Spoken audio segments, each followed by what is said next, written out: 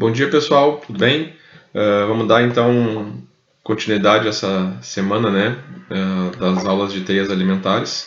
Então agora a gente vai fazer um complemento ao que nós vimos na primeira aula, tá? E falar um pouco da importância do uso de teias alimentares para a estruturação de uma comunidade e o quão bem as relações de interação de predação são fundamentais para fazer com que uma comunidade, por exemplo, seja montada e as populações e abundâncias de todos os organismos dessa teia sejam adequadamente controladas, tá? Então vamos lá.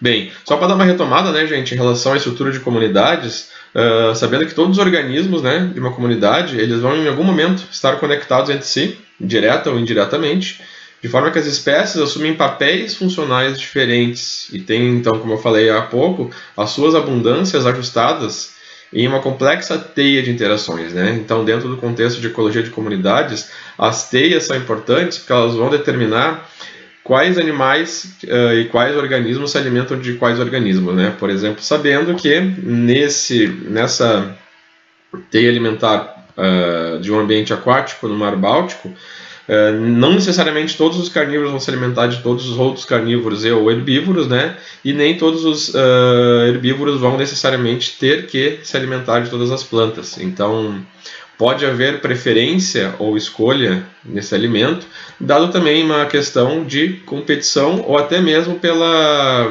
quantidade de nutrientes que determinado organismo prefere na sua dieta, tá? Então aqui nós vamos ter os organismos sésseis, né, que vão ser consumidos principalmente por aves, tá, por alguns peixes, e que peixes também podem se alimentar, por exemplo, de fitoplâncton. E tem uma relação aqui um pouquinho mais íntima entre bactérias e fitoplâncton nessa troca de organismos, né, em relação à alimentação. Então a bactéria pode ser muito importante aonde? Na decomposição desse fitoplâncton dentro do sistema aquático, né? Assim como parece que há um predador topo aqui, né, que seria então essa lontra ou essa foca aqui, certo? Que se alimenta tanto de pequenos ou organismos mamíferos, né, dentro desse sistema aquático, que vão se alimentar de peixes de diferentes espécies, que vão se alimentar também do zoobento. Os zoobentos vão se alimentar necessariamente do fitoplâncton e assim essa cadeia acaba se formando. Tá? Vindo aqui para um sistema terrestre, para dois exemplos de sistema terrestre, um no habitat aberto e outro no habitat fechado, a gente pode ver que essas relações são bastante intrincadas, né, e bastante complexas, né? Então nós temos a questão dos herbívoros, que são os herbívoros pastejadores ou pastadores, né, aqueles que comem as gramas. Então todas as setinhas aqui estão sendo direcionadas a eles, e vejam bem, né, os insetos aqui acabam entrando dentro dessa teia alimentar, além dos gnus, das zebras e de muitos antílopes, tá bom? A mesma coisa, temos um importante decompositor de matéria orgânica que mantém esse sistema também com nutrientes, né, dando nutrientes para o solo, para que o solo consiga se desenvolver melhor e, na verdade, as plantas consigam ter mais nutrientes para elas, que são os besouros, então, rola bosta, tá? Existem também as relações alimentares dos carnívoros, é uma pressão muito forte de predação dos carnívoros sobre esses herbívoros, certo? E diferentes formas de alimentação dentro do grupo de herbívoros. Por exemplo, as girafas e elefantes, que são, na verdade, desfolhadores, tá? Então aqui a gente também tem uma cadeia, uma teia bastante complexa de interações entre todos os organismos que compõem essa paisagem. Indo aqui então para a floresta amazônica, nós temos também uma questão de uso da floresta em estratificações, né? Então nós temos uma estratificação horizontal, né, e uma estratificação vertical. E aqui as relações de alimentação que existem, por exemplo, entre os organismos. Então, por exemplo, esse macaco vai depender do fruto disponível nas árvores, mas também pode se alimentar de pequenos insetos, certo? E esse fruto parece ser muito importante para uma ampla gama de organismos, visto que as aves, demais primatas e outros mamíferos, por exemplo, a cutia, a anta e a capivara, se alimentem desse fruto, tá? Assim como existe um controlador, ou pelo menos um predador topo nesse exemplo, ou dois predadores muito importantes, que seriam quem? A onça, responsável por controlar, inclusive, as populações de outros mamíferos, né? E a arpia, que é um predador de dossel florestal, controla populações de macacos, pode controlar populações de insetos, né? Que estão diretamente também associados com as plantas hospedeiras das árvores na floresta, e assim nós temos uma grande teia muito complexa que determina como as populações e os indivíduos e as espécies vão estar organizadas ali e como essa comunidade, inclusive, pode ser montada, tá? Então a gente pode pegar aqui, por exemplo, uma jiboia, uma cobra maior, né, que pode predar tanto uma preguiça quanto um macaco, certo? E todas as relações também com os organismos menores, que em geral não são muito contemplados nesse tipo de teia, por exemplo, os insetos, tá? Então, nas teias alimentares, nós temos então o que? Relações muito complexas e muito associadas, às vezes íntimas, e isso demonstra que há uma variedade de organismos que pode comer um ou mais tipos de alimentos. Mas daqui a pouco vamos falar um pouco sobre isso, tá? Então aqui é um diagrama mostrando as relações de alimentação entre as espécies numa comunidade, levando em consideração o fato de que as populações vão compartilhar recursos entre si. Então, além de haver uma questão muito forte de pressão de predação, pode haver competição pela partilha desses recursos, né? Então, os organismos são divididos em guildas, como nós já vimos também, né? Dentro do primeiro nível trófico, que são os produtores primários ou plantas. Segundo nível trófico, pode entrar decompositores mutualistas, alguns patógenos, parasitas, comedores de raízes. Terceiro nível trófico, que são os predadores, tá? Herbívoros. Quarto nível trófico pode ser um predador de maior escala, e o quinto nível trófico, em geral, é aquele associado, no máximo, né, o quinto nível trófico, a predadores de uma escala maior, no caso, vão ser os predadores topo. Então a gente pode ver aqui, ó, que, por exemplo, as bactérias são muito importantes dentro desse sistema decompositor. Assim, decompõe a matéria orgânica, assim como se pode servir de patógenos para outros organismos, tá? E toda essa relação é associada dentro desse ecossistema a partir da incidência de sol, que determina as taxas de fotossíntese, logo a quantidade de produtividade primária, logo a quantidade de biomassa vegetal disponível para iniciar esta teia. Bem, tendo tudo isso em vista, né, pensando por esses dois últimos slides que eu mostrei, existem efeitos indiretos que, por exemplo, um predador topo pode causar numa comunidade. Então, o exemplo mais interessante é o que aconteceu com os lobos de Yellowstone, né? Eles têm um efeito indireto em diversos organismos pela sua ação como uma espécie-chave de topo de cadeia, certo? Então, aqui nas setinhas não pontilhadas, nas setinhas completas, nós temos efeitos diretos dos lobos nessa teia, e as setinhas pontilhadas seriam então os efeitos indiretos nessa teia. Então, nesse caso, nesse efeito cascata top-down, o predador vai reduzir a abundância de sua presa, produzindo um efeito cascata no nível trófico abaixo, no qual o recurso da presa, plantas geralmente, vão aumentar em abundância. Então, olha que interessante, gente. Nesse estudo feito com os lobos de Yellowstone, nós tínhamos que a preferência alimentar, aqui são todos os alimentos, né, todos os organismos que o lobo se alimenta. A preferência alimentar com 90% das predações se dava muito sobre o alce, tá? Mas também sobre o coiote, certo? E ele era responsável por controlar ambas as populações desses organismos, que faziam um efeito benéfico direto nas plantas florestais, né? E nas populações de pequenos mamíferos e de alguns cervídeos, tá? Que aumentavam, suas populações eram controladas porque os coiotes nem os alces subiam demasiadamente de população, tá? Isso dá um efeito também indireto para o urso, que acaba podendo se alimentar de alguns alces também. O fato de aumentar as plantas florestais vai fazer com que haja maior produção de frutos, né, aqueles frutos vermelhos da região da América do Norte, que vai aumentar o consumo, então, indiretamente dos lobos, que podem ser onívoros nesse caso, né? Então, eles se alimentam tanto dos frutos, quanto, eventualmente, né, dos alces. E assim, aumentando as plantas florestais, permite-se que o castor tenha um ambiente melhor ou com mais recursos para que represas, por exemplo, possam ser construídas, com restos de galhos, troncos e etc. Tá? O que vai acontecer é que há uma diferenciação e uma mudança na morfologia dos riachos, que passam a ser ambientes lóticos parados, dada o represamento feito pelo castor, e não mais rios com uma correnteza com uma velocidade maior. Tá? Então, a extinção do lobo aqui afetou completamente, inclusive, a forma como o ecossistema de Yellowstone se mantinha. Por quê?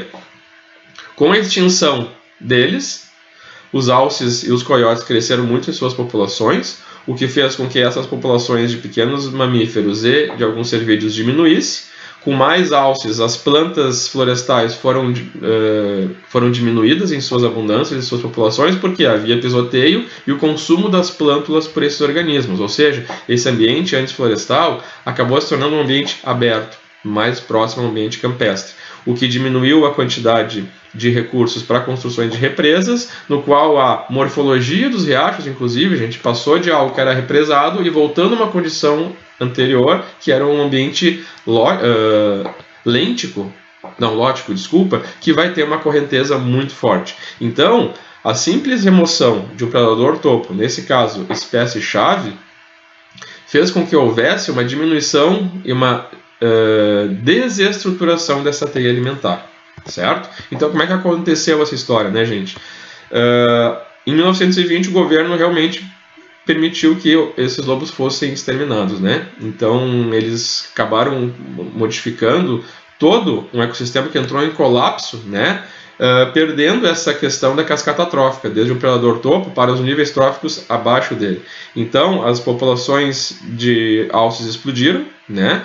Com o fato de que não havia mais o predador principal deles, tá? Resultando então numa diferenciação da cobertura vegetal que havia no sistema de Yellowstone. Os coiotes também aumentaram muito suas populações, diminuindo drasticamente as populações de raposa, roedores, né, pequenos mamíferos, e do antílope, certo?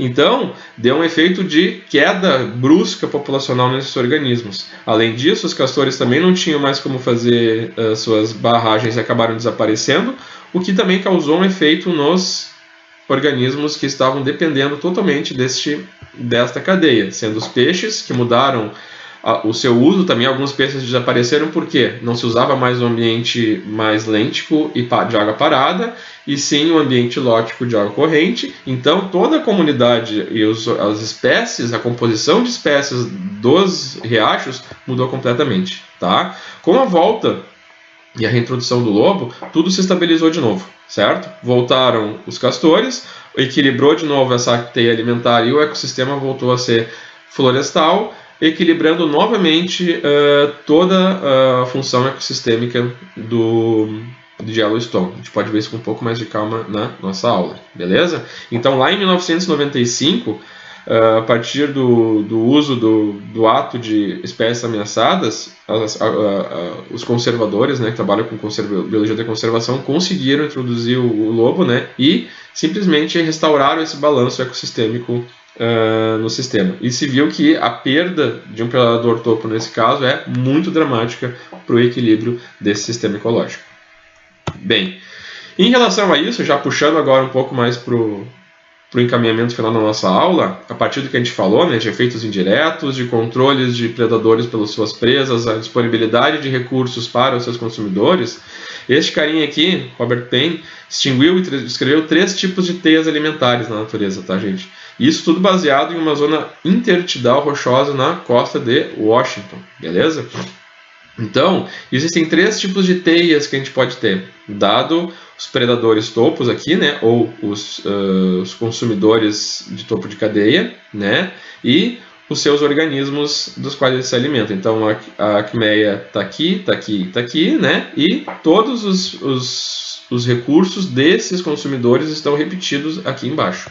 Então, a teia de conectividade, ela mostra relações de alimentação entre organismos, certo? Uma teia de fluxo de energia mostra as conexões quantificadas, envolvendo então o uso do nutriente do recurso para o seu consumidor, tá? E o quão melhor é se alimentar de um item alimentar do que o outro. E a teia funcional, ela vai realçar a influência das populações nas taxas de crescimento de outras populações, tá bom? Então como é que a gente vê isso? Numa teia alimentar de conectividade, é uma das mais simples, né? É o que a gente viu até agora. Ela dá ênfase justamente nas relações tróficas que existem entre esses grupos funcionais, tá? Então é um desenho das relações de alimentação entre as espécies de uma comunidade.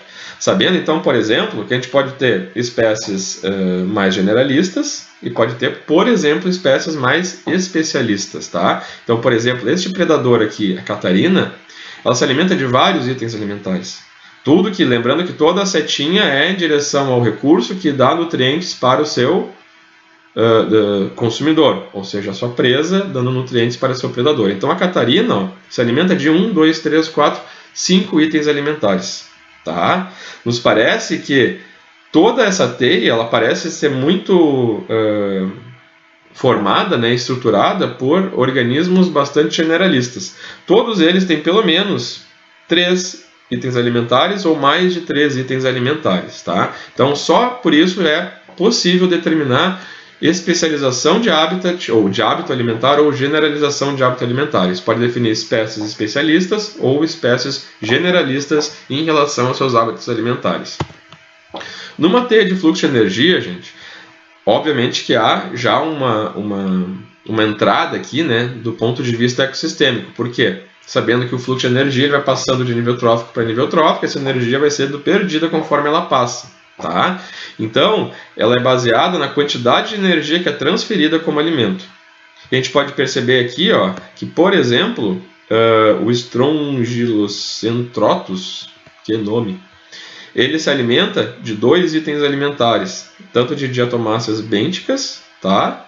Que são algo próximo a algas, e assim como detritos. Porém, essa seta escura, mais achurada e mais grossa, né? A gente pode ver que essa aqui é mais fininha, essa aqui chama mais atenção, é a quantidade de energia que está sendo transferida para o predador ou o consumidor. Ou seja, é nutricionalmente mais importante, neste caso deste organismo, se alimentar de detritos do que efetivamente das diatomáceas bênticas. Tá? A mesma coisa acontece aqui para a catarina, né? Que era uma baita predadora aqui neste outro exemplo. E aqui, dentro dos organismos que ela se alimenta, a que transfere mais energia, ou seja, a assimilação do nutriente é dada muito melhor pelo edófilo, que seria então uma presa mais importante no consumo deste organismo, tá? E assim sucessivamente. Sabendo que o que é? Esta teia é importante mencionar que conforme o consumo, a perda de energia sendo transferida nos níveis tróficos desde os produtores até os consumidores topo de cadeia. Então, por exemplo, o que é uma pirâmide de energia, gente? Ela representa a passagem de energia nas cadeias alimentares, tá? Com menos energia alcançando sucessivamente cada nível trófico superior.